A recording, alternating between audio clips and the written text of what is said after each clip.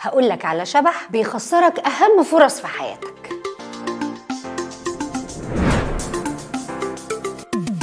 بلورة الأمان. في ناس عايشة عمرها كله في البلورة دي. مش مهم أفوت على نفسي فرصة شغل حلوة أو علاقات ممكن تنفعني قدام، المهم إن أحمي نفسي من الشبح الأكبر في حياتي، الخوف. الخوف من الرفض بيسجنهم بعيد عن أي حاجة بره دايرة الأمان بتاعتهم. الناس دي بتكون حساسة جدا وبعيدة كل البعد عن التطفل، وعمرهم ما هيتدخلوا جوه حياة حد إلا لو هو اللي طلب منهم، ومستحيل تلاقيهم بيبادروا في علاقات أو أي حاجة. دايما مستنيين الراية البيضاء من اللي قدامهم عشان يتأكدوا إنه متقبلهم فيبدأوا يتعاملوا معاه، وبيبقوا محتاجين الفرص تجيلهم على طبق من ذهب عشان يستغلوها. ملهمش في المشاكل ولا الدوشة، وممكن ما تحسش بوجودهم في المكان أصلا. ملهمش في الاجتماعيات قوي، ودايما حاسين إن ما عندهمش المهارات الكافية اللي تخليهم يدخلوا علاقات. بس الحقيقة إن دول أكتر ناس مريحين في التعامل. لما قريت في علم النفس لقيت إن الاضطراب ده اسمه اضطراب الشخصية التجنبية، ودول بقى مشاكلهم مش مع الناس خالص، بالعكس تماما، مشاكلهم مع نفسهم، إنهم ما بيجازفوش ولا بيبادروا، فبيضيعوا على نفسهم حاجات حلوة قوي هم يستحقوها. فلو انت حاسس ان انت الشخص ده، حاول تكسر حاجز الخوف وتتقبل الرفض. ولو معرفتش، روح لمختص يساعدك، وحط نفسك أول أولوياتك وقول